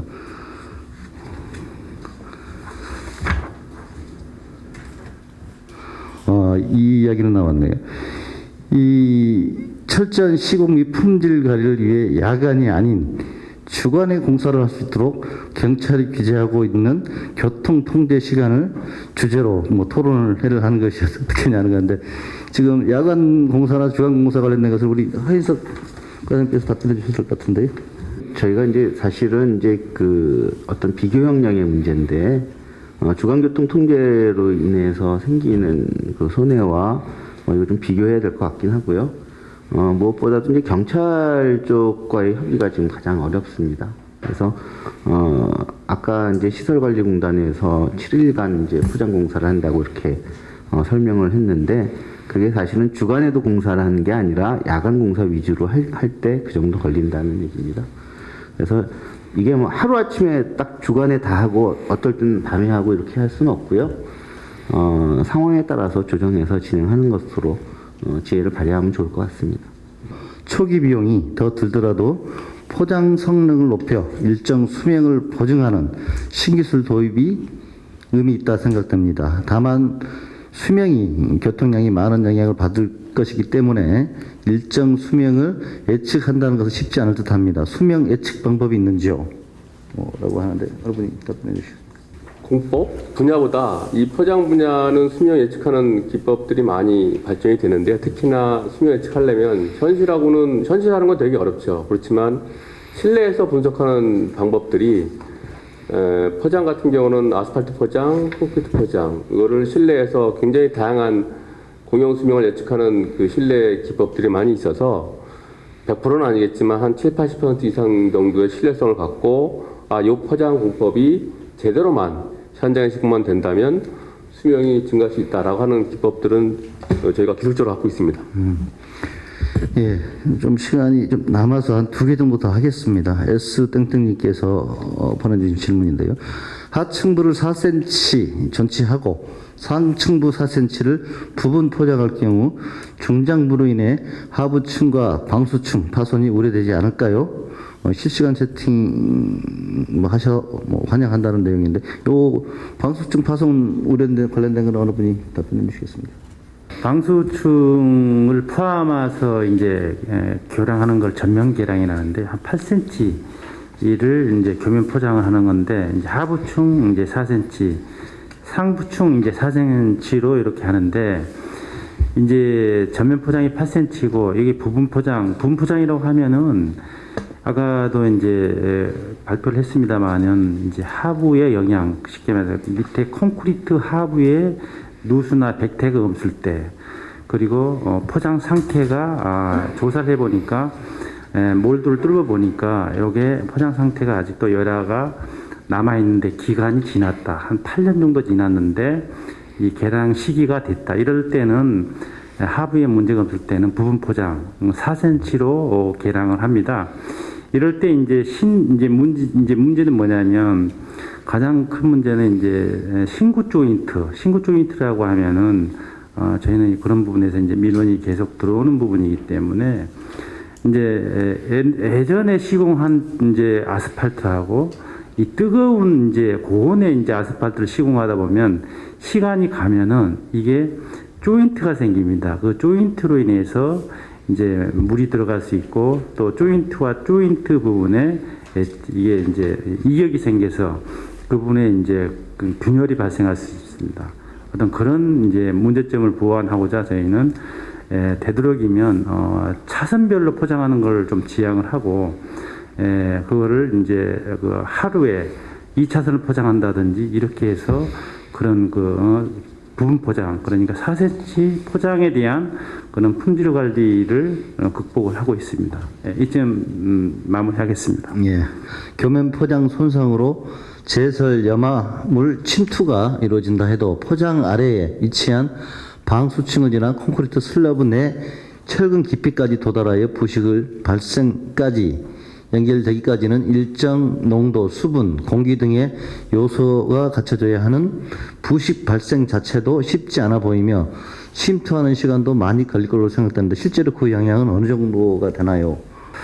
작년에 저희가 저희는 이제 교면 위에 이제 포장을 관리하는 그런 부분에서 대부분의 이제 제설제를 뿌리는데 그 제설제가 우리 구준물에 미치는 영향을 작년에 한번 연구 용역으로 분석을 해보니까 첫째는 뭐냐면 하부, 그러니까 구준물 하부에 대한 영향도 컸지만 주변 시설, 방호벽이나 어떤 집수정 그리고 이런 부분에 상당히 많은 영향을 끼쳤음에도 불구하고 아직도 저희는 종래적, 그러니까 전 근대적인 염화칼슘을 쓰고 있어요. 그래서 이런 부분은 오늘 이제 발제의 어떤 의도하고 이제 같은데 어떻게 우리 구조물을 장수명화시키고 어떤 건전도를 향상시키기 위한 어떤 발전 방안이 뭐냐, 이런 부분은 우리 또 서울시하고 또 시의회 이런 부분에서 충분히 앞으로 논의하고 발전 가능성이 있다고 생각하는 게 기존의 방법을 어떤 벗어난 어떤 그런 개선 방법을 산악계나 여러 가지 루트를 통해서 개선 방법을 찾아보면 조금 돈을 좀 들이더라도 구조물 수명을 더 연장을 시키고 또 교면 포장의 어떤 그런 부분에서도 수명을 연장할 수 있는 그런 방법이 있지 않을까 이렇게 생각을 하며, 참고적으로 말씀드리면 제설제로 인한 피해가 상당히 크고 있습니다, 현재. 그래서 방호벽을 우리 같은 경우는 이제 교면 옆에 방호벽이라고 있는데 그 방호벽을 보수하는 비용이 상당히 많이 들어가고 있는 그런 지금 추세로 앞으로는 친환경적인 어떤 제설제도 상당히 검토해야지만 바람직할 것 같습니다. 예. 의견을 주신 시민 여러분께도 감사하다는 말씀을 올립니다. 귀중한 자리에 함께해 주신 발제자와 토론자 여러분 감사합니다. 아울러 유튜브로 끝까지 시청해 주신 시민 여러분께 다시 한번 감사드립니다. 오늘 여러분께서 제시해 주신 의견들은 심도 있게 검토하여서 시청에 적극 반영될 수 있도록 최선의 노력을 다해 나가겠습니다. 감사합니다.